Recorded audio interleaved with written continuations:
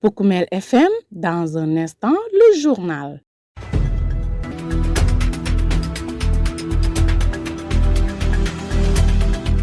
Merci d'écouter Poukoumel FM en fréquence de modulation, la 106.0 émettant un Goudomp. C'est l'heure de vous informer. À la une de ce journal, développement territorial, Ibrahima Mendy, responsable politique du PASTEF dans la commune de Simbandi Balante, relance la demande de construction du pont de Temento et plaide pour l'accélération de l'électrification et de l'accès à l'eau potable dans les villages de Simbandi Balante.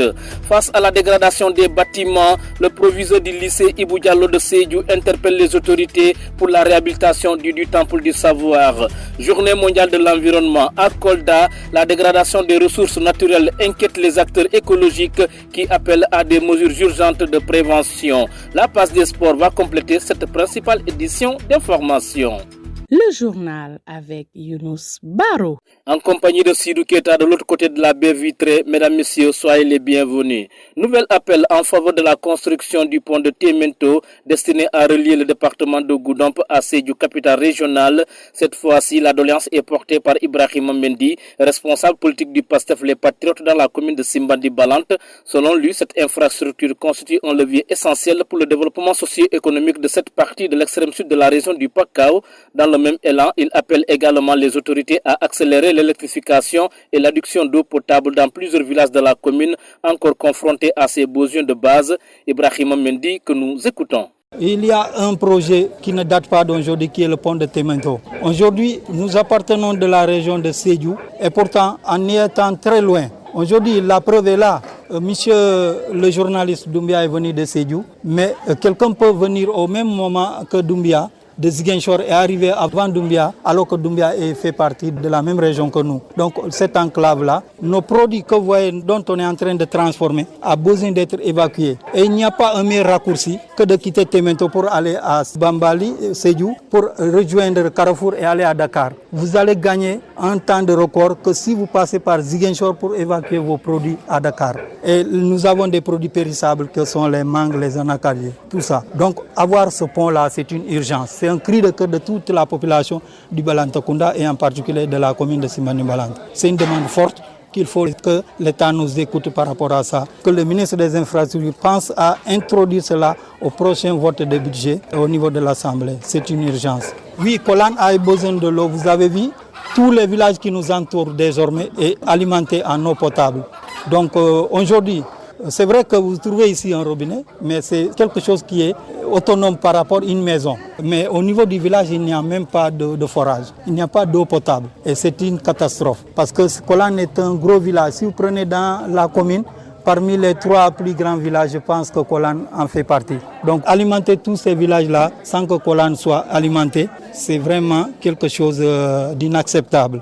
Il n'y a pas que ça. Nous avons aussi d'autres villages qui n'ont même pas d'électricité. Après, Kolan a l'électricité, c'est vrai, mais il y a des villages comme Medina Balante, Safan, jusqu'à la frontière, ils n'ont pas accès à l'électricité. Certains n'ont même pas accès ni à l'électricité, ni à l'eau potable, et encore moins la route. Donc c'est des cris de cœur de la population. Et nous, au PASTEF, on a prôné pour la rupture et il n'y a qu'une seule manière pour le faire, de se battre pour que notre leader accède à la majorité supérieure, pour que tout puisse changer. Et nous en avons l'ambition, si Dieu le veut, nous allons nous battre jusqu'au bout. À l'instant, Ibrahima Mendy, responsable politique du PASTEF Les Patriotes dans la commune de Simbandi Balante, des propos recueillis par votre serviteur. Au mot d'éducation à présent, l'administration du lycée Ibou Diallo de Sédhiou tire la sonnette d'alarme face à l'état de dégradation avancé de cet établissement scolaire marqué par le poids des années et le manque d'infrastructures adaptées. Par la voix de son proviseur, Mamadou Lamine Mané appelle les autorités compétentes à agir rapidement pour la réhabilitation de ce temple du savoir.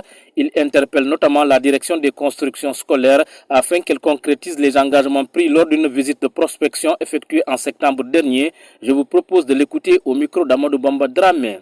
Nos doléances sont nombreuses, mais je pense qu'elles auraient pu être réglées si le projet de réhabilitation avait démarré. Si vous vous rappelez bien, au mois de septembre, nous avons accueilli le directeur des constructions scolaires qui avait pris l'engagement que les travaux de réhabilitation du lycée Boudialo de Sédhiou inscrits dans le BCI allaient démarrer courant novembre. Depuis lors, nous sommes dans l'attente et rien ne bouge. Nous félicitons quand même le conseil départemental qui a réhabilité 5 salles de classe et l'entrepreneur qui a rajouté la surveillance des terminales qui a été entièrement réhabilitée. Mais quand même, notre problème, c'est le problème d'environnement scolaire, d'infrastructure surtout. Il faut que nos bâtiments puissent être réhabilités pour permettre aux élèves d'apprendre déjà dans des conditions acceptables, pour nous permettre de passer le bac tranquillement. Donc c'est ça notre plus grosse doléance aujourd'hui. Vous écoutez les informations sur Poukoumel FM, la 106.0. À l'occasion de la Journée mondiale de l'environnement célébrée chaque 5 juin à Kolda, l'attention est portée sur les défis écologiques de la région. Autrefois considérée comme l'un des principaux poumons verts du Sénégal, elle subit aujourd'hui une dégradation croissante de ses ressources naturelles, marquée notamment par les feux de brousse, la coupe abusive du bois et la pollution plastique. Face à cette situation, les acteurs environnementaux appellent à des actions urgentes pour préserver cet important patrimoine naturel. Écoutons Mohamed Soumboudou, directeur exécutif d'urgence écologique, joint au téléphone par Pape Kadiali Badji. Cette journée de célébration, c'est un moment de rappel, c'est un moment de faire l'état des lieux. Donc la cartographie aujourd'hui des derniers bastions forestiers du Sénégal montre Kolda dedans, c'est-à-dire la Casamance. Mais est-ce qu'en réalité, c'est ce qui se passe aujourd'hui? C'est un très grand souci. Aujourd'hui, nous avons des forêts calcinées par le feu de brousse, des arbres qui sont déboisés. Donc le phénomène du trafic de bois qui ne s'arrête pas. Alors les conséquences sont là, c'est la canicule, c'est la pluviométrie qui est toujours en baisse, mais qui est aussi en retard. Donc, c'est aujourd'hui les terres qui se dégradent. Donc, sachant que Kolda a 2 millions d'hectares de terres arables, je pense qu'il est temps de faire la mise à jour pour savoir exactement est-ce que cette fertilité dont on parlait est toujours d'actualité. Alors, chaque année, c'est des centaines d'hectares qui sont calcinés. Donc, c'est alarmant. C'est le fleuve Casamance qui continue à s'assécher. Donc, ce sont les pluies ou bien les puits qui sont en train de compter leur profondeur à cause de la nappe phréatique s'éloigne. Alors tout cela montre aujourd'hui en tout cas un marasme et un recul en tout cas d'un environnement sain. Donc y compris le comportement des individus avec la gestion des déchets qui est un très grand fléau pour les collectivités, mais aussi nous autres communautés. Donc quel est le lien entre les populations et le plastique. Donc, qu'est-ce qui est en train d'être fait pour le recyclage de ce plastique? Donc, entre autres, c'est un constat alarmant, donc qui chaque année ne fait qu'empirer, si nous pouvons dire ainsi. Et des actions sont entreprises, mais il reste beaucoup dans l'accompagnement. Mohamed Soumboulou, directeur exécutif d'urgence écologique à Kolda. À Kolda, justement, la hausse du prix de la viande de bœuf fait réagir. Si certains bouchers continuent de vendre le kilogramme à 3500 francs CFA, d'autres l'ont augmenté à 4000 francs CFA.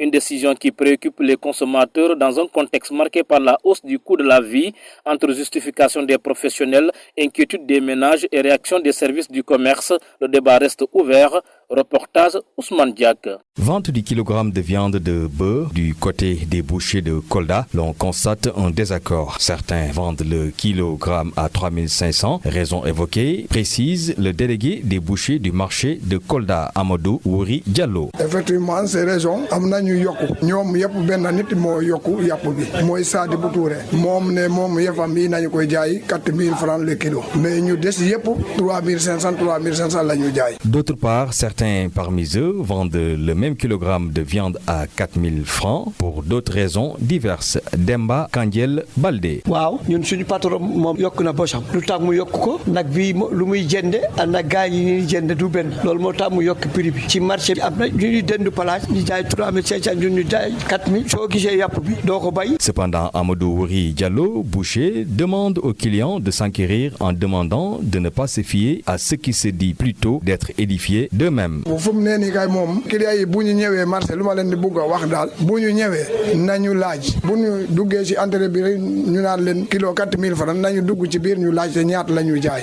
ñu jënde fu ñu leen gënal. Demba Kandiel Baldé, pour lui, ils ont tout fait pour qu'il n'y ait pas d'augmentation. ci affaire nag yi moom yàpp nag bu baax soo ko buggee am il faut nga génn xaalis bu bari soo ko peesee génn bi yëpp a bopp bi yëpp defu nañu ko génnul peut-être ñu ngi peese bopp bi loolu moo tax ñu yokk yàpp loolu indi problème bi nag yi mooy nekkul am. Pour cette cliente du nom de Kadia Diao, trouve cette situation aberrante compte tenu des difficultés du moment. léegi dama dem marché ni di jënd yàpp laaj leen yàpp bi ñu ne ma 4000 laa jëndee léegi nii kilo yàpp te loolu teguñu ko fenn dañuy jékki-jékki nii rek yokkal nit ñi ci jamono bu métti bii dafay xaw a doy waar nit ñi nañu seetaat seen bopp wala ñoom ñuy jàkkat yàpp ñu seetaat li ñuy liggéey lan la. Même son de cloche pour le président de l'association des consommateurs ASCOSEN section Kolda, Ibrahima Diallo Thomas. Il est inadmissible à Kolda qu'on vend le kilo de viande à 4000 francs. Je pense qu'actuellement la population est fatiguée. Puis si on vend le kilo de viande à 4000 francs, c'est pour encore augmenter la souffrance à Kolda. En tout cas, quoi qu'il en soit, les bouchers fixent leurs lois et dictent leurs choix aux clients qui n'ont que leurs yeux à regarder. Grand merci à vous, Ousmane Diak. Au stade régional de Kolda, vous écoutez Poukoumel FM, la radio au service de toutes les communautés. Dans un instant, le sport. Poukoumel FM, le journal des sports. En sport, la Fédération sénégalaise de lutte a sanctionné le lutteur Reug après la polémique provoquée par la diffusion d'images liées aux préparatifs mystiques de son combat du 7 juin dernier. Reconnaissant les faits et prenant en compte les excuses publiques du lutteur, l'instance dirigeante lui inflige une retenue de 10% sur les sommes qui lui restent dues, ainsi qu'une suspension de 6 mois, dont 3 mois fermes. À travers cette décision, la Fédération entend réaffirmer son attachement au respect de la loi, au bien-être animal et aux valeurs éthiques qui doivent guider la lutte sénégalaise. Le rêve d'une première participation à une Coupe du Monde s'est brutalement arrêté pour Omar Abdelkader Artan, sélectionné par la FIFA pour officier lors du mondial. L'arbitre somalien de 34 ans s'est vu refuser l'entrée sur le territoire américain à son arrivée à Miami, une décision qui l'empêche de prendre part aux stages de préparation des arbitres et de diriger des rencontres de la compétition malgré son statut de l'un des meilleurs officiels du continent africain. Ainsi se referme cette principale édition d'information. Je vous rappelle ses principaux constituants.